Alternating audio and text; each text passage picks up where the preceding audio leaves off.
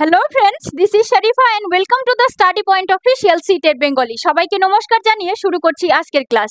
So friends, আজকে আমরা আলোচনা করতে যাচ্ছি 2023 আগস্ট মাসে যেটা সিটেড অনুষ্ঠিত হয়েছিল সেটার পেপার 1 এর ল্যাঙ্গুয়েজ 1 এর কোয়েশ্চেন সেট নাম্বার হচ্ছে তোমার বি। তো চলো দেখা যাক কোয়েশ্চেনগুলো। তো চলো দেখে নিচ্ছি আমরা প্রথম কোয়েশ্চেনটা। সেখানে আছে দেখো, পাঠের উপায় দেওয়া আছে এবং পাঠকের কাজগুলো দেওয়া আছে। এখানে পাঠের উপায় 5টা দেওয়া আছে এবং তার কাজগুলি এখানে উল্টো পাল্টা করে দেওয়া আছে, যেটা আমাদের কি করতে হবে, মেলাতে হবে। যেরকমটা তোমরা বোর্ডে দেখতে পাচ্ছ যে এই দেখো 1 নম্বর অপশন, 2 নম্বর বা 3 নম্বর অপশনে এর সঙ্গে 2 হবে না এর সঙ্গে 1 হবে, এরকম করে আমাদের কিন্তু মিলাতে হবে। তো দেখো প্রথমে আমরা দেখে নিচ্ছি এ নাম্বার অপশনটা, যেটা হচ্ছে পূর্বানুমান। প্রেডিক্টিং করা কাকে বলে আমরা এই 5টা পড়ে একবার বুঝে নেব। তো দেখো আমি তোমাদেরকে প্রথমে বলছি যে পূর্বানুমানটা হচ্ছে যখন একজন শিক্ষক ক্লাসে একটা বিষয় পড়াতে যায় তখন সে বিষয়টা পড়ানোর আগেই, যে বইয়ের থেকে পড়াবে ডিরেক্টলি, সেটা পড়ানোর আগেই কি করে, যেহেতু কি প্রাইমারি সেকশনের বাচ্চা কাচ্চা, ওদেরকে তাদের মনোযোগ আকর্ষণ করার জন্য তাদের এই যে বিষয়টা যাতে সহজে বুঝতে পারে, তাদের একটা আগের থেকে একটা ধারণা তৈরি করে, বা তাদেরকে কি করা উচিত, যে বিষয়টা যেন সহজে বুঝতে পারে তার একটা তারা ধারণা দেয় বা বাচ্চাদেরকে খুব মনোযোগী করার চেষ্টা করে। এবার দেখো আমরা এগুলো পড়ে বুঝে নেব। লেখার ধরন থেকে লেখকের অনুভূতি। পূর্বানুমান কি লেখকের অনুভূতিকে বোঝায়, নাকি অপরিচিত শব্দাবলী বুঝতে সুবিধা হওয়ার জন্য পাঠের অংশগুলিকে ব্যবহার করে, নাকি শিরোনাম অথবা পরিচয়সূচক পদগুচ্ছ লক্ষ্য করে প্রদত্ত তথ্যাবলীর সংগঠন প্রক্রিয়াকে অনুধাবন করে, নাকি পাঠটিতে কিভাবে ভাষার ব্যবহার হয়েছে সেদিকে মনোযোগ করে। এবার দেখো 5 নম্বরে, পাঠটির বিষয় সম্পর্কে ধারণা তৈরির জন্য বিভিন্ন শীর্ষক ও ছবি ব্যবহার করে। আমরা সবাই জানি যখন একজন শিক্ষক ক্লাসে যায় একটা বিষয় পড়াতে, সঙ্গে কিন্তু উপকরণ নিয়ে যাওয়াটা ভালো, যাতে করে বাচ্চারা উপকরণের সঙ্গে কিন্তু ভালো একটা বুঝতে পারে। এবার দেখো তোমরা ভালো করে পড়লেই তোমরা বুঝতে পারবে, যেহেতুকে পড়ার আগের কাজটার নাম হচ্ছে পূর্বানুমান, পড়ার সময়েরও নয় পড়ার পরেরও নয়। তো দেখো এখানে আছে পাঠটির বিষয় সম্পর্কে ধারণা তৈরির জন্য বিভিন্ন শীর্ষক ও ছবি ব্যবহার। এখানে বলা হচ্ছে যে পাঠটি যাতে বাচ্চারা বুঝতে পারে সেই জন্য কি করা হয়, পাঠের পূর্বে একটা বিষয় বা ছবি ব্যবহার করে তাদের বুঝতে সাহায্য করা। তো দেখো এ নাম্বারের সঙ্গে কিন্তু এই 5 নম্বর অপশনটি হয়ে যাবে। এবার আমরা অপশনে দেখে নিচ্ছি এর সঙ্গে 5 আছে কিনা। এখানে দেখো 4 নম্বর অপশনে কিন্তু এর সঙ্গে 5 আছে। এবার কথা হচ্ছে যে এই একটা দেখেই কিন্তু তোমরা এই অপশনটা চুজ করতে পারো, কিন্তু দেখো আমরা সবগুলো মিলিয়ে দেখার প্রয়োজন আছে, কারণ ভুল ভ্রান্তি কিছু একটা হতে পারে, যাতে করে পরবর্তী সময় না হয় সেই জন্য আমরা সবগুলো ভালোভাবে বুঝে নেব। তো দেখো 2 নম্বরটা হচ্ছে অনুমান প্রচেষ্টা। অনুমানটা কে করবে, নিশ্চয় একজন ব্যক্তিই করবে অনুমানটা। এবার ইনফারিং অ্যাটিটিউড, তোমরা কিন্তু কিছু কিছু ইংরেজি টার্মও বুঝে নিতে চেষ্টা করবে, তাতে কি হবে, তোমাদের ছোট ছোট কিছু ট্রিক দিয়ে আমরা খুব তাড়াতাড়ি অ্যান্সারগুলো বের করতে পারবো।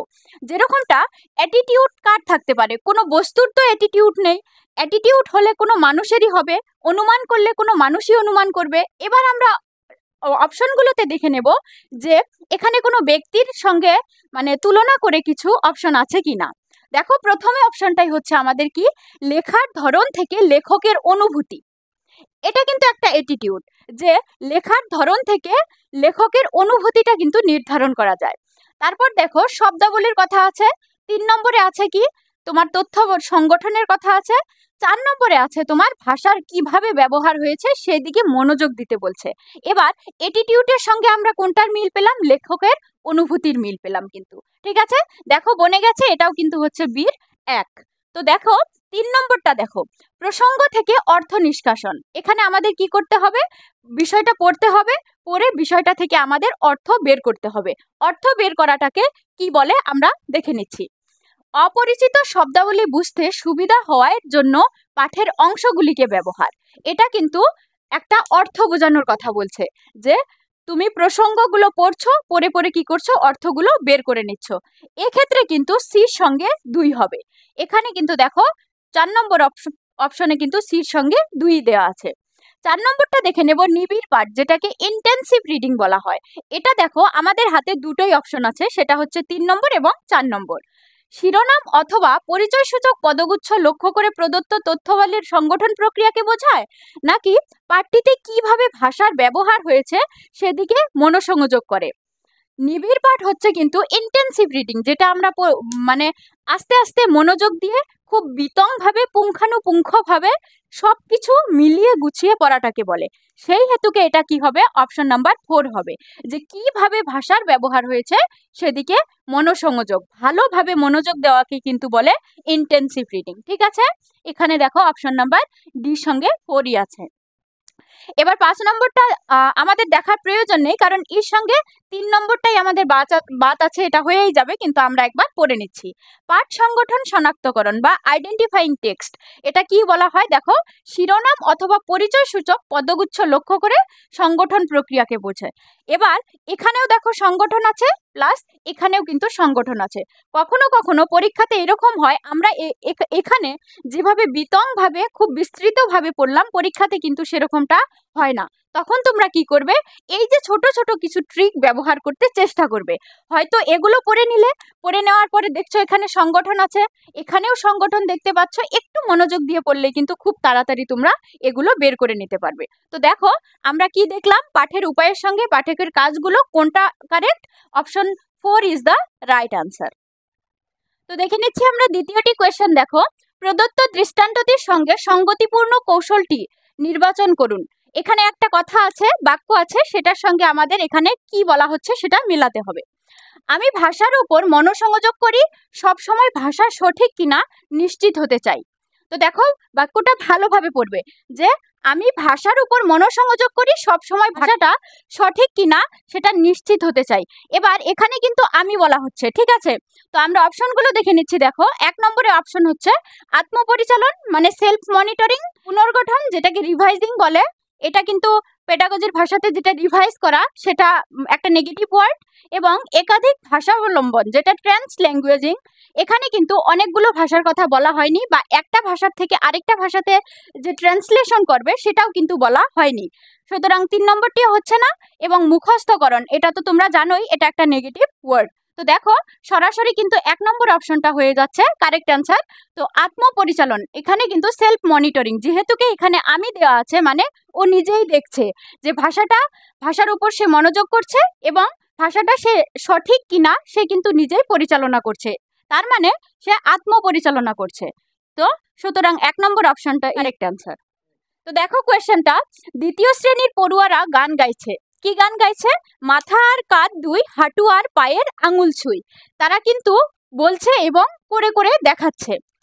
গাইবার সঙ্গে সঙ্গে তারা তাদের উল্লেখিত অঙ্গ প্রত্যঙ্গগুলো ঠিক মতো ছুঁয়ে ছুঁয়ে যাচ্ছে। তার মানে কি? তারা বলছে আর দেখাচ্ছে। তো এটাকে কি বলা হয়? শিক্ষক এখানে কোন পদ্ধতির আশ্রয় নিচ্ছেন?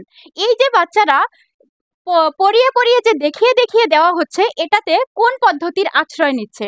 সমগ্র শারীরিক প্রতিক্রিয়া, টিপিআর, যেটাকে ইংরেজি টার্মে বলা হয় টোটাল ফিজিক্যাল রেসপন্স, না যোগাযোগমূলক ভাষা শিক্ষণ, নাকি সারগ্রাহী, না শ্রুতি ভাষাগত, যেটা অডিও লিঙ্গুয়াল। দেখো এটা আমি কয়েকবার আগের ক্লাসেও তোমাদেরকে বলেছি যে এটা ডিরেক্ট অ্যান্সার হচ্ছে তোমার সমগ্র শারীরিক প্রতিক্রিয়া বা টোটাল ফিজিক্যাল রেসপন্স। যেটাকে কি করা হয়, যেটা পড়ছে, যেটা মুখ দিয়ে বলছে, সেটা কিন্তু দেখিয়ে দেখিয়ে দিচ্ছে, যাতে করে বাচ্চারা লং টাইম মনে রাখতে পারে এবং তারা আনন্দ উপভোগ করে পড়াশোনা করতে পারে। সুতরাং এখানে 1 নম্বরটা হচ্ছে তোমাদের কারেক্ট আনসার। তো চলো এটা কোয়েশ্চেন দেখো, শিক্ষার্থীরা দলগতভাবে পূর্ববর্তী পাঠের শব্দভাণ্ডার বিষয়ক 5টি প্রশ্নের উত্তর খুঁজছে। তারপর তারা অন্য দলের সঙ্গে প্রশ্ন বিনিময় করছে এবং উত্তর দেবার চেষ্টা করছে। এই দৃষ্টান্তটিকে বলা হবে। দেখো আমরা প্রথমে কোয়েশ্চেনটা বুঝে নিচ্ছি, যে শিক্ষার্থীরা দল বেঁধেছে, এক একটা দল বেঁধে তারা কি করছে? পূর্ববর্তী যেটা শব্দভাণ্ডার বিষয়ক 5টি প্রশ্নের উত্তর খুঁজছে। একটা একটা দল করে তারা নিজেরাই মানে প্রশ্নের উত্তরগুলো খুঁজছে দলগতভাবে। তারপর কি করছে? অন্য দলের সঙ্গে, এই যে এক একটা করে দল তৈরি করেছে, একটা দলে যখন তারা সবাই মিলে খুঁজে নিল, তারপর আরেকটা দলের সঙ্গে তারা কি করলো? প্রশ্ন বিনিময় করলো, করার পর উত্তর দেবার চেষ্টা করছে। এই যে দৃষ্টান্তটা, এই যে পদ্ধতিটা, এটাকে কি বলা হয়? এটাকে কি পঠন মূল্যায়ন বলা হয়? দেখো আমরা জানি পঠন মূল্যায়ন হচ্ছে রিডিং এর সঙ্গে, কিন্তু কোয়েশ্চেনে বলা হচ্ছে এখানে তারা কি করছে? প্রশ্নোত্তর খুঁজে বেড়াচ্ছে। ঠিক আছে, তো এটা হচ্ছে না। 2 নম্বরটা প্রতিজ্ঞাপন বা ফিডব্যাক। এখানে কি শিক্ষক শিক্ষার্থীর বিষয়ে বা শিক্ষার্থীরা শিক্ষকের বিষয়ে বা শিক্ষার্থী শিক্ষার্থীর বিষয়ে কি ফিডব্যাকের কথা আছে? এখানে কিন্তু কোনো ফিডব্যাকের কথা নেই। এবার হচ্ছে সহপাঠী মূল্যায়ন। আর 4 নম্বর অপশন হচ্ছে আত্মমূল্যায়ন। এখানে কিন্তু মানে নিজস্বভাবে কেউ কিন্তু কারো কথা উল্লেখ করা নেই, এখানে দলগত বলা হচ্ছে, যেখানে বন্ধু বান্ধবীরা মিলে এক একটা কাজ করছে। তো এখানে কিন্তু আত্মমূল্যায়ন হচ্ছে না, আমাদের সরাসরি আমরা প্রশ্নের উত্তর পেয়ে গেলাম কি সহপাঠী মূল্যায়ন, যেটাকে ইংরেজি টার্মে বলা হয় পিয়ার অ্যাসেসমেন্ট, যেখানে বাচ্চারা বা শিক্ষার্থীরা ওদের মধ্যে দলগত ভেবে করে তারা কি করছে প্রশ্ন বিনিময় করছে এবং তার থেকে তারা কি জ্ঞান লাভ করতে চেষ্টা করছে। সুতরাং আমাদের সঠিক অ্যান্সার হচ্ছে অপশন নাম্বার 3। পরের কোয়েশ্চেনটা, শিক্ষিকা যখন একটি কার্ডের উপর একটি শব্দ অথবা শব্দগুচ্ছ লিখে আমাকে দেন আর আমাকে সেটা অভিনয় করে দেখাতে হয় আর ক্লাসের বাকি পড়ুয়ারা সেই শব্দটি অনুমান করার চেষ্টা করে, আমার খুব ভালো লাগে। শিক্ষার্থীদের নিম্ন প্রদত্ত পছন্দের তালিকার মধ্যে উল্লেখিত মন্তব্যটি চিহ্নিত করুন। দেখো এখানে একটা ক্লাসের কাজের কথা বলা হচ্ছে, সেটা হচ্ছে যে একটা কার্ডের উপর একটা শব্দ লিখে দেয় আর সেই শব্দের উপর কি করতে হয়, একটা স্টুডেন্টকে অভিনয় করে দেখাতে হয়, বাকি অঙ্গি ভঙ্গি করে দেখাতে হয়। তখন বাকি পড়ুয়ারা কি করে, সেই শব্দটা কিন্তু তারা দেখে না, তারা অভিনয়টা দেখেই বোঝার চেষ্টা করে যে এই অভিনয়টা কার বা এটা কি শব্দ হতে পারে। ঠিক আছে, তো এখানে দেখো কার্ডে লিখিত শব্দগুচ্ছ মুখস্থ করলে এটা আমাদের দেখার কোনো প্রয়োজন নেই। তারপর শুনতে পেলে, দেখো এখানে অভিনয়ের কথা আছে, এখানে একটা দেখার বিষয় আছে বা বোঝার বিষয় আছে, এখানে কিন্তু শোনার কোনো বিষয় নেই। তো শারীরিকভাবে যুক্ত হলে আমি ভাষাটা ভালোভাবে বুঝতে পারি, এবং 4 নম্বরটা আছে দেখতে পেলে আমি ভাষাটা ভালোভাবে বুঝতে পারি। দেখো যদিও দুটোই ঠিক আছে, কিন্তু এর মধ্যে বেস্ট কোনটা আমাদের বেছে নিতে হবে। শুধু দেখতে পেলে কিন্তু হবে না, কারণ অভিনয়ের কথা বলা হচ্ছে, শরীর দিয়ে অঙ্গি ভঙ্গির কথা বলা হচ্ছে, সেই জন্য কিন্তু আমাদের কারেক্ট অ্যান্সারটা কোনটা হবে, 3 নম্বরটা হবে, যে শারীরিকভাবে ভালোভাবে দেখিয়ে দিচ্ছে যাতে করে বাচ্চারা দেখার সঙ্গেই বুঝতে পারছে যে এই শব্দটা কি হতে পারে।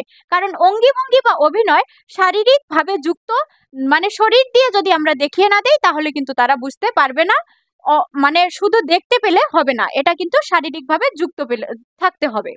সুতরাং 3 নম্বর অপশনটা হচ্ছে আমাদের কারেক্ট অ্যান্সার।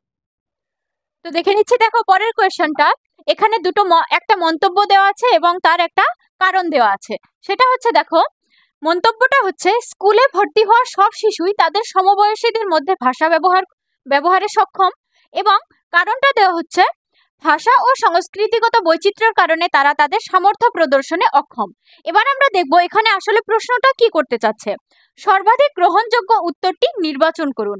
এখানে অপশনে এ দেওয়া আছে, এ ঠিক কিন্তু আর ভুল, মানে এ নম্বর অপশনটা নাকি ঠিক আছে আরটা ভুল আছে, এবং এ এবং আর দুটিই ঠিক এবং এর সঠিক ব্যাখ্যা আর নয়, এবং এ ভুল কিন্তু আর ঠিক। 4 নম্বরে আছে এ এবং আর দুটিই ঠিক এবং এর সঠিক ব্যাখ্যা আর হয়। তো দেখো আমরা প্রথমে কথা দুটো বুঝে নিচ্ছি। এবার স্কুলে ভর্তি হওয়া সব শিশুই তাদের সমবয়সীদের মধ্যে কিন্তু ভাষা সেটা ব্যবহারে সক্ষম, কারণ এটা সঠিক। কারণ আমরা জানি যে এই যে ছোট ছোট বাচ্চারা যখন স্কুলে ভর্তি হয় তাদের তখন কিন্তু ভাষা অর্জনের একটা সময় বা স্তর, সেই স্তরে কি হয়, তারা খুব কম সময়েই একজনে আরেকজনের ভাষাটা আয়ত্ত করতে কিন্তু খুব মানে তাড়াতাড়ি তারা সক্ষম হয়, তারা একজনে আরেকজনের ভাষা বলতে পারে, মেলামেশা করতে পারে। ঠিক আছে, এবং আর যেটা কারণ সেটা আমরা দেখে নিচ্ছি, রিজনটা ভাষা ও সংস্কৃতিগত বৈচিত্র্যের কারণে তারা তাদের সামর্থ্য প্রদর্শনে অক্ষম। দেখো এটা মোটেই মানে এটা ভুল কথা, কারণ আমরা জানি এই যে বাচ্চারা যখন স্কুলে যায় যেরকমটা ভাবে তারা ভাষাটা শিখে নিতে পারে খুব কম সময়ের মধ্যে, সেরকম ভাবেই কিন্তু তারা আলাদা আলাদা যে সংস্কৃতির তাদের সহপাঠী থাকে তাদের কিন্তু সংস্কৃতির যেটা আদান প্রদান তারা কিন্তু করতে পারে। সেই জন্যই কি হয়, দেখো একটা ক্লাসে বিভিন্ন সংস্কৃতির থেকে আসা শিক্ষার্থীরা কিন্তু কম সময়েই একটা বন্ধুত্বপূর্ণ ভাব গড়ে ওঠে এবং ভ্রাতৃত্ববোধটা তাদের গড়ে ওঠে। সেই জন্যই কিন্তু একটা ঐক্য না থাকা ক্লাসে বা অনৈক্য যেটা বলতে হয় তোমাদের, যে বিভিন্ন সংস্কৃতির বাচ্চাদের মধ্যেই কিন্তু বন্ধুত্ব ভাবটা গড়ে ওঠে, এই কারণেই যে তারা কি করতে পারে, খুব কম সময়ের মধ্যে বৈচিত্র্যের মাঝেও ঐক্য আনতে পারে এবং একজনে আরেকজনের সঙ্গে কিন্তু মিশে বন্ধুত্ব ভাব বজায় রেখে তারা পড়াশুনো শিখতে পারে। এই ক্ষমতাটা কিন্তু তাদের খুব ভালোভাবেই আছে। তো দেখো অপশন এতে কি দেয়া আছে, এ ঠিক কিন্তু আর ভুল। হ্যাঁ তাই, তারা স্কুলে ভর্তি হওয়ার সময় মানে সব কথাই তারা ব্যবহারে সক্ষম, কিন্তু ভাষা ও সংস্কৃতি বৈচিত্র্যের কারণে কিন্তু তারা অক্ষম নয়, এটাতেও কিন্তু তারা সক্ষম। এই কথাটা কিন্তু ভুল দেওয়া আছে। সুতরাং 1 নম্বর অপশনটা হচ্ছে আমাদের কারেক্ট অ্যান্সার। তো দেখো পরের কোয়েশ্চেনটা, পঞ্চম শ্রেণীর মঞ্জিত তার শিক্ষিকা, তার বন্ধু বান্ধব এবং একটি 2 বছরের শিশুর সঙ্গে ভিন্ন ভিন্ন কথাবার্তা বলে। এর অর্থ মঞ্জিত জানে যে বিভিন্ন সামাজিক পরিস্থিতিতে কিভাবে ভাষা ব্যবহার করতে হয়। ভাষার এই বিশেষ ভূমিকাটি কোন নামে পরিচিত? পঞ্চম শ্রেণীর একজন পড়ুয়া, সে হচ্ছে মঞ্জিত, সে তার শিক্ষিকার সঙ্গে কিভাবে কথা বলতে হয় সেটাও জানে, তার বন্ধু বান্ধবের সঙ্গে কিভাবে কথা বলতে হয় সেটাও বুঝতে পারে, এবং 2 বছরের একটা শিশুর সঙ্গে কিভাবে কথা বলতে হয় সেটাও কিন্তু সে খুব ভালোভাবে জানে। এই যে কোন পরিস্থিতিতে কিভাবে কথাবার্তাটা ব্যবহার করতে হয় মঞ্জিত কিন্তু জানে। তো এই বিশেষ ভূমিকাটাকে কোন নামে পরিচিত? এটা ব্যঞ্জনা তত্ত্ব, না প্র্যাগমাটিস্ট, নাকি শব্দার্থ তত্ত্ব, না কথন কর্ম, না প্রকৃতিবাদী? দেখো এটাকে কিন্তু বলা হয় ব্যঞ্জনা তত্ত্ব, যেখানে একজন শিক্ষার্থী জানবে যে কোন পরিস্থিতিতে কিভাবে কথা বলতে হয়। সুতরাং আমাদের 1 নম্বর আনসারটাই হচ্ছে কারেক্ট আনসার। একজন মা লক্ষ্য করলেন যে তার শিশু সন্তানটি মাঝে মাঝে এমন সব কথা বলছে যা পরিবারের বড়দের বা অন্য সন্তানদের মুখে শোনেননি। এতে তিনি বিমূঢ় বোধ করলেন, কারণ তার বিশ্বাস কোনো শিশু তার পরিবারের ঘনিষ্ঠজনের অনুকরণ করেই কথা বলতে শেখে। নিচে কোনটি মধ্যে তার এই বিশ্বাসের প্রতিফলন দেখতে পায়? আমরা প্রথমে কোশ্চেনটা বুঝে নিচ্ছি। দেখো একটা ছোট্ট বাচ্চা, সে মাঝে মাঝে এমন সব কথা বলছে, তার মা লক্ষ্য করছে, দেখছে যে এই কথাগুলো তার নিজের যে পরিবারের লোকজন তাদের মুখে সে শোনেননি, বড়দের মুখেও শোনেননি এবং বাচ্চাদের মুখেও শোনেননি। তো তিনি কি করলেন? খুব বিমূঢ় বোধ করলেন, চিন্তায় পড়ে গেলেন, কারণ তার বিশ্বাস যে কোনো শিশু তার পরিবার বা ঘনিষ্ঠজনের অনুকরণ করেই কথা বলেন, যে বাড়ির বাইরে তো আর কোথাও শুনতে পাবেন না কথাগুলো। তো এই কথাগুলো সে শিখলো কোত্থেকে? নিচের কোনটির মধ্যে তার এই বিশ্বাসের প্রতিফলন দেখতে পাই? তো এটাতে কি হবে দেখো, আমরা অপশনগুলো দেখলে বুঝতে পারবো। এটাতে কি গঠনবাদ? একটা ছোট্ট বাচ্চা কিন্তু গঠনবাদের বা কনস্ট্রাকটিভিজমের কিচ্ছু বুঝবে না। দেখো আচরণবাদ নাকি বহুভাষিকতা, না সহজাত উৎপন্ন জ্ঞানবাদ? এটা কিন্তু 3 নম্বরও হচ্ছে না, 4 নম্বরও হচ্ছে না। মা তার সন্তানের আচরণ দেখলেই কিন্তু বুঝতে পারবে যে এটা কি হচ্ছে বা কি না হচ্ছে। তো এটা সরাসরি আমাদের কোনটা অ্যান্সার হবে? Option number 2 is the correct answer, কারণ একটা আচরণ দেখেই আমরা অনেক কিছু অনুমান করতে পারি। পরের কোয়েশ্চেনটা, যে কিছু দক্ষতা শিশুর আনুষ্ঠানিক পঠন শুরুর আগেই গড়ে ওঠে এবং সেগুলি তার ভবিষ্যৎ শৈক্ষিক দক্ষতার বুনিয়াদিও তৈরি করে দেয়। সেই দক্ষতাগুচ্ছ হচ্ছে, এখানে একটা শিশুর কিছু দক্ষতার কথা বলা হচ্ছে যেটা কি হয়, আনুষ্ঠানিক পঠনের শুরুর আগেই গড়ে ওঠে। তাকে যে স্কুলে নাম ভর্তি করে দেবে তার আগেই কিন্তু গড়ে ওঠে এবং তার ভবিষ্যৎ শৈক্ষিক দক্ষতার বুনিয়াদিও তৈরি করে দেয়। এবার দেখো আমরা অপশনগুলো দেখলে বেশি ভালোভাবে বুঝতে পারবো। অনপেক্ষিত বিশেষত্বাবলী, এমার্জেন্ট প্রপার্টিস, এখানে কি কোনো নির্দিষ্ট দক্ষতার কথা বলা হচ্ছে? নির্দিষ্ট কোনো দক্ষতার নাম দিয়ে কিন্তু বলা হয়নি, কোনো বিশেষত্বর উচ্চারণ করা হয়নি। তো দেখো এখানে ডিরেক্ট বলা হচ্ছে যে কিছু দক্ষতা, সেখানে যে কোনো দক্ষতা হতে পারে। সুতরাং 1 নম্বর অ্যান্সারটি হচ্ছে না। 2 নম্বরটি অনপেক্ষিত পাঠ্যক্রম। আমরা জানি পাঠ্যক্রম বা কারিকুলামের কথা কখন আসবে? যখন একটা শিশু স্কুলে যাবে। কিন্তু আমরা প্রশ্নের মধ্যে দেখতে পাচ্ছি যে এখানে আনুষ্ঠানিক পঠন শুরু করার আগের কথা বলা হচ্ছে, সুতরাং এখানে পাঠ্যক্রমেরও কোনো ভিত্তি নেই। তারপর দেখো অনপেক্ষিত সাক্ষরতা এবং অনপেক্ষিত সমাধান। সমাধান কখন হবে? যখন একটা বাচ্চাকে বা শিক্ষার্থীকে, এখানে শিক্ষার্থী আসবে না, এখানে বাচ্চার কথাই হবে, যে যখন একটা বাচ্চাকে একটা সমস্যা দেওয়া হবে, সে সমাধান করতে পারবে, যে এমার্জেন্ট সলিউশনটা সে করতে হবে, সেই ক্ষেত্রে কিন্তু এটা হবে। কিন্তু এখানে কিন্তু বাচ্চাকে কোনো সমস্যা দেওয়ার কথা বলা হয়নি, সুতরাং 4 নম্বরটিও হচ্ছে না। এখানে অ্যান্সার হবে দেখো সরাসরি অপশন নাম্বার 3, সেটা হচ্ছে অনপেক্ষিত সাক্ষরতা। কারণ আমরা জানি যত রকমের দক্ষতা আছে সব দক্ষতাই কিন্তু এই সাক্ষরতার আন্ডারে থাকে। এই সাক্ষরতার ভিত্তিতেই কিন্তু এই দক্ষতাগুলো দেখা যায়। যে যেহেতু এখানে বলা হচ্ছে, একটু মনোযোগ দিয়ে পড়লেই তোমরা বুঝতে পারবে যে আনুষ্ঠানিক পঠন শুরু করার আগেই গড়ে ওঠে, যেহেতু এটা এমার্জেন্ট লিটারেচারের উপর কিন্তু এটা একটা ভিত্তি আছে। তো দেখো অনপেক্ষিত সাক্ষরতার উপরই নির্ভর করে কিন্তু এই দক্ষতাগুলো। সুতরাং এখানে 3 নম্বর অ্যান্সারটি হচ্ছে আমাদের জন্য কারেক্ট। দেখে নিচ্ছি পরের কোয়েশ্চেনটা। ঠাকুমা বাড়িতে তার নাতি নাতনিদের এই বই থেকে গল্প পড়ে শোনাতে ভালোবাসেন। এভাবেই তিনি বই এবং নতুন নতুন ভাবনার সঙ্গে শিশুদের পরিচয় করান। শিশুরাও এই প্রক্রিয়াটির সঙ্গে সক্রিয়ভাবে যুক্ত হয়ে পড়ে। বিশেষ এই কৌশলটিকে কি বলা হয়? দেখো, ঠাকুমা তার নাতি নাতনিদের কি করে, বই থেকে গল্পগুলো পড়ে শোনায় এবং তারাও কিন্তু যে নাতি নাতনিরা থাকে তারাও শুনতে খুব ভালোবাসেন। এই যে নতুন নতুন বইয়ের সঙ্গে যে তাদেরকে পরিচয় করিয়ে দেন, সেটাকে কি বলা হয়? দেখো, কথোপকথন ভিত্তি পঠন, নাকি অংশীদারিত্ব, নাকি সরব পাঠ, না আদর্শ পঠন? এখানে কিন্তু আমরা সরাসরি বুঝে নেব যে একজন যেহেতু ঠাকুমার কথা বলা হচ্ছে, তিনি কিন্তু কথোপকথন, যে কথা দিয়ে গল্প পড়ে তাদেরকে কিন্তু গল্পগুলো শোনান। তো option number A is the right answer. পরেরগুলো আমরা দেখে নিচ্ছি। যে শেয়ার্ড রিডিং, শেয়ার্ড রিডিংটা কিন্তু ক্লাসরুমে হয়, যে পিয়ার অ্যাসেসমেন্টের ক্ষেত্রে, যে একজন বন্ধুত্ব আরেকজন বন্ধুকে কি করতে মানে পড়াশুনো করতে সহায় করে বা শেয়ার করে, সেই ক্ষেত্রে কিন্তু শেয়ার্ড রিডিং হবে, এখানে হচ্ছে না। বা লাউড রিডিং, যেটাকে এমনি রিডিং করাটা, জোরে জোরে রিডিং করাটা, সেটা কিন্তু লাউড রিডিং এর হয়।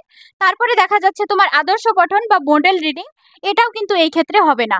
এই ক্ষেত্রে কথোপকথন হবে, যেহেতু ঠাকুমা এখানে কথা দিয়ে গল্প দিয়ে তাদেরকে কি করে, নতুন নতুন ভাবনার সঙ্গে সংযুক্ত করে। তো কোয়েশ্চেনটা দেখো, পঠন শেখানোর ক্ষেত্রে প্রথমেই বর্ণ ও স্বনিমের মতো বুনিয়াদী উপাদানগুলির সঙ্গে পরিচয় ঘটিয়ে তারপর কিভাবে স্বনিমগুলির সমন্বয়ে শব্দ গঠন করা হয়, শেখানোর পর সমগ্র পাঠটি পড়ার দিকে অগ্রসর হওয়ার পদ্ধতিকে বলা হয়। এখানে কোয়েশ্চেনটা পড়লে বুঝবে যে একটা বিষয় পড়ানোর আগে বা রিডিং পড়ানোর আগে প্রথমে কি শেখানো হয়, বর্ণ ও স্বনিমগুলো শেখানো হয়, তারপরে তার সেগুলো দিয়ে কিন্তু শব্দ গঠন করানো শেখানো হয়, শব্দ শেখানোর পরে বাক্য, তারপরে কিন্তু সমগ্র পাঠটি পড়ানো হয়। এবারকে আমরা দেখে নেব যে এই পদ্ধতিটাকে কি বলা হয়, সমগ্র ভাষা পদ্ধতি, নাকি বটম আপ পদ্ধতি, না গঠনবাদী, না টপ ডাউন? দেখো, এক্ষেত্রে দুটো পদ্ধতি আছে, সেটা হচ্ছে তোমার বটম আপ আর টপ ডাউন। বটম আপটা হচ্ছে যেটা ছোট থেকে বড়র দিকে যায়, মানে প্রথমে বর্ণ, শব্দ, বাক্য শেখে, তারপরে কিন্তু সমগ্র পাঠটা শেখে। এবং টপ ডাউন যেটা হচ্ছে, সেটা কিন্তু থাকে যে কবিতা বা একটা বিষয় পড়ার পর সেখান থেকে নির্দিষ্ট কতগুলি শব্দ বা বাক্য বের করাকে, সেটাকে বলা হয় টপ ডাউন। যে ওপরের থেকে নিচের দিকে আসাকে বলা হয় টপ ডাউন, এবং তলের থেকে উপরেরটা যাওয়া হয় যে সেটা বটম আপ। তো সুতরাং এখানে যেহেতু আমরা ছোটর থেকে বড়র দিকে যাওয়া দেখেছি, এটার অ্যান্সার হবে 2 নম্বর। এটাই হচ্ছে আমাদের কারেক্ট অ্যান্সার। তো দেখে নিচ্ছি পরের। দেখো, এখানেও একটা মন্তব্য আছে এবং তার কারণ আছে। মন্তব্যটা হচ্ছে, ধ্বনি উচ্চারণ ভিত্তিক বানান, যেটা ফোনেটিক স্পেলিং, শুদ্ধ বানান শিখনের সামর্থ্য মন্থর বা বিলম্বিত করে। এবং কারণটা হচ্ছে, শিশু যখন প্রথাগত বানান ব্যবহারের বদলে তার আবিষ্কৃত বানান ব্যবহার করে, তখন তা তাদের শুদ্ধ বানান শিখনের সামর্থ্য মন্থর বা বিলম্বিত করে না। এখন সঠিক উত্তরটি আমরা কি দেখব? দেখো, এ ঠিক কিন্তু আর ভুল, নাকি এ এবং আর দুটি ঠিক এবং এর সঠিক ব্যাখ্যা আর নয়? এ ভুল কিন্তু আর ঠিক, নাকি 4 নম্বরটা এ এবং আর দুটি ঠিক এবং এর সঠিক ব্যাখ্যা হচ্ছে আর? এখানে কিন্তু আমরা ভালোভাবে দেখে নিই। দেখো, ধ্বনি উচ্চারণ ভিত্তিক বানান, যেগুলো ফনেটিক স্পেলিং, শুদ্ধ বানান শিখনের সামর্থ্য মন্থর বা বিলম্বিত করে। দেখো, এখানে কিন্তু মন্থর বা বিলম্বিত করে না। কখনো কখনো দেখা যায় ধ্বনি উচ্চারণ ভিত্তিক যেগুলো ফনেটিক স্পেলিং থাকে, সেগুলো কিন্তু আমরা যে শুদ্ধ বানান করব, কখনো কখনো স্পেলিং এর সঙ্গে বানানের সঙ্গে কিন্তু মিল থাকে না, কখনো কখনো একটু একটু আলাদা হয়। এই ক্ষেত্রে কিন্তু এটাকে মন্থর করে না। এবং কারণটা দেখে নিচ্ছি। শিশু যখন প্রথাগত বানান ব্যবহারের বদলে তাদের আবিষ্কৃত বানান ব্যবহার করে, তখন তা তাদের শুদ্ধ বানান শিখনের সামর্থ্যকে মন্থর করে না। এখানে কিন্তু মন্থর আসলেই করে না। কিভাবে আমি বলছি, শিশু একটা প্রথাগত ভাষা সে নাই বলতে পারে, সেখানে শুদ্ধ একটা ভাষা উচ্চারণ করার সঙ্গে কিন্তু সে যে প্রথমত একটা ভাষা উচ্চারণ করে, যেটা প্রথাগত বানান আর যেটা সে উচ্চারণ করে, তার মধ্যে কিন্তু কোনো মিল থাকে না। সে বলে এরকম না যে সে সেই বস্তুটাকে বোঝাতে চাইছে না। কখনো কখনো একটা আমরা যেটা শুদ্ধ বলি, তারা কিন্তু সেটা ভুল বলে, কিন্তু পরে গিয়ে কিন্তু সেটা ঠিক হয়ে যায়। যাই হোক, এখান থেকে কিন্তু দেখা যায় এটা ভুল। যেখানে আমি দেখলাম, আমি তোমাদের বললাম যে এখানে কিন্তু মন্থর করে না এবং আরটা কিন্তু ঠিকই আছে। সুতরাং 3 নম্বর অ্যান্সারটি হচ্ছে আমাদের কারেক্ট অ্যান্সার। তো দেখে নিচ্ছি পরের কোয়েশ্চেনটা। নতুন কোনো ভাষা শিক্ষাকালীন অবস্থায় অনেক শিক্ষার্থী সেই ভাষার সেই অন্য উচ্চারণ বিধির কারণে ভাষাটি বলতে গিয়ে আত্মবিশ্বাসের অভাব বোধ করে। সমস্যাটি দূর করার একটি উপায় হচ্ছে, দেখো এখানে কোশ্চেনে বলা হচ্ছে যে একটা ভাষা শিক্ষাকালীন অবস্থায় অনেক শিক্ষার্থী সেই ভাষার সেই অন্য উচ্চারণ বিবিধ মানে যেটা উচ্চারণ সেটা না করে অন্য একটা উচ্চারণ করে কিন্তু একটা অভাব বোধ করে যে সে সঠিক উচ্চারণটা কেন করতে পারছে না। ঠিক আছে, তো এই সমস্যাটা কিভাবে দূর করবে? দেখো অপশনগুলো দেখলে আরো ভালো বুঝবে যে কোনো পেশাদার পরামর্শদাতাকে দিয়ে স্পিচ থেরাপি বা বাচন পরিচর্যার ব্যবস্থা করা এবং শিক্ষার্থীদের দিয়ে পুনং পুনং অনুশীলন করানো। যদিও এখানে পুনং পুনং অনুশীলন যেটা, এটা কিন্তু পেডাগজির ভাষাতে একটা নেগেটিভ ওয়ার্ড, সুতরাং এটা অ্যান্সার হবে না। তো দেখো 2 নম্বরে ক্লাসে শিশুদের মধ্যে পারস্পরিক কথোপকথনের প্রয়োজন হবে তেমন ক্রীড়ামূলক কার্যকারিতা প্রদান। তো দেখো 3 নম্বরটা ভুল হলেই তা সংশোধন করে দেওয়া। এটা কিন্তু পেডাগজির ক্লাসে ছোট ছোট বাচ্চাদের এটা সম্পূর্ণ ভুল একটা উত্তর, যে ভুল হলেই যে সাথে সাথে সংশোধন করতে হবে তার কোনো কথা নেই। যে ক্লাসে শিশুদের দিয়ে সরব পাঠ করাবেন। এবার দেখো 2 হবে নাকি 4 হবে, এর থেকে বেস্ট হবে তোমার 2 নম্বরটা, কারণ আমরা জানি যে ক্লাসে বাচ্চাদের যত যত বেশি সুযোগ দেওয়া হবে, অপরচুনিটি দেওয়া হবে, তত বেশি সেটা অ্যাক্টিভ অ্যান্সার হবে। তো দেখো এখানে যেহেতু বলা হয়েছে পারস্পরিক কথোপকথন, তাদের মধ্যেই কথা বেশি বেশি কথা বলতে দিতে হবে, যাতে করে তারা কি করতে পারে, মনের ভাবটা ভালোভাবে প্রকাশ করতে পারে। তখন দেখা যাবে যে যেটা বানান থাকবে বা উচ্চারণ থাকবে সেটা তারা কি করবে, খুব দ্রুতভাবে সঠিক করে উচ্চারণ করা শিখে যাবে। সুতরাং 2 নম্বর হচ্ছে আমাদের কারেক্ট আনসার। দেখো পরের কোয়েশ্চেনটা, ক্লাস 3-র একজন শিক্ষিকা শিক্ষার্থীদের নতুন শব্দাবলীর সঙ্গে পরিচয় করাতে চান। এক্ষেত্রে নিম্নলিখিত কোনটি একটি কার্যকর উপায় হবে? আমরা অপশনগুলো দেখে নিচ্ছি। শিক্ষিকার উচিত নির্দিষ্ট প্রয়োগ পরিস্থিতিতে রেখে শব্দগুলির অর্থ ব্যাখ্যা করা। শিক্ষিকার উচিত শব্দগুলির সংক্ষিপ্ত সংজ্ঞা প্রদান করা। শিক্ষিকার উচিত ব্ল্যাকবোর্ডে শব্দগুলির অর্থ লিখে দেওয়া এবং মুখস্থ করানো। এটা হবে না আমরা জানি, কারণ মুখস্থটা একটা নেগেটিভ ওয়ার্ড। শিক্ষিকার উচিত শিক্ষার্থীদের সেই শব্দের বিপরীতার্থক শব্দ জানানো এবং তাদের ভাষাতেই সেইগুলির অর্থ বলে দেওয়া। দেখো যেগুলো শব্দের কথা থাকবে সেগুলোই বুঝিয়ে দিতে হবে, তার বিপরীত শব্দ কিন্তু বুঝিয়ে দিলে যেহেতু তারা 3-র বাচ্চা ভালোভাবে কিন্তু বুঝতে পারবে না। সুতরাং 4 নম্বরটিও হচ্ছে না। এবার 1 নম্বর অ্যান্সার হবে নাকি 2 নম্বরটা অ্যান্সার হবে? আমরা দেখব কোনটা বেশি অ্যাক্টিভ। শিক্ষিকার উচিত নির্দিষ্ট প্রয়োগ পরিস্থিতিতে রেখে, শিক্ষিকা পরিস্থিতি বুঝে শব্দগুলো কি করতে হবে, একটু বুঝিয়ে বলে দিতে হবে। এটা কিন্তু হচ্ছে আমাদের কারেক্ট অ্যান্সার, কারণ শব্দগুলির সংক্ষিপ্তভাবে সংজ্ঞা দিলে কিন্তু বাচ্চারা সঠিকভাবে বুঝতে পারবে না। তাদেরকে পরিস্থিতি দেখে নির্দিষ্ট প্রয়োগ বুঝে ভালো করে বুঝিয়ে দিলে কিন্তু তারা নতুন শব্দাবলী শিখতে পারবেন। সুতরাং 1 নম্বরটাই হচ্ছে আমাদের কারেক্ট অ্যান্সার। তো চলো দেখে নিচ্ছি আজকের লাস্ট কোয়েশ্চেন, সেটা হচ্ছে কোনো ভাষা লিখন হচ্ছে একটি ড্যাশ ব্যাপার, সেটি উৎপাদ নাকি প্রক্রিয়া না দক্ষতা না অর্জন। দেখো এটা একটা ডিরেক্ট কোয়েশ্চেন, তো ডিরেক্ট অ্যান্সারটা হচ্ছে তোমার এটা 3 নম্বরটি। কারণ আমি তোমাকে বলে দিচ্ছি, আমরা জানি যে ল্যাঙ্গুয়েজ স্কিলসের 4টে ভাগ আছে, ভাষা দক্ষতার 4টে ভাগ। সেখানে আছে আমাদের শ্রবণ দক্ষতা এবং লিখন দক্ষতা, কথন দক্ষতা আর হচ্ছে পঠন দক্ষতা। এই যে 4টি দক্ষতা যে আছে এগুলো কিন্তু দক্ষতা বলা হয়। ঠিক আছে, যেহেতুকে প্রথমে এটা কিন্তু ভাষার একটা ভাগ লিখনটা, সেই জন্যই এখানে কিন্তু হবে দক্ষতা। সুতরাং এটার অ্যান্সার হচ্ছে 3 নম্বর অপশন। সো ফ্রেন্ডস, আজকের ক্লাসটা এখানেই শেষ হয়ে যাচ্ছে। তো দেখো ভিডিওটা তোমাদের যদি ভালো লেগে থাকে তাহলে লাইক, কমেন্ট, শেয়ার ও সাবস্ক্রাইব করে দিও। ধন্যবাদ।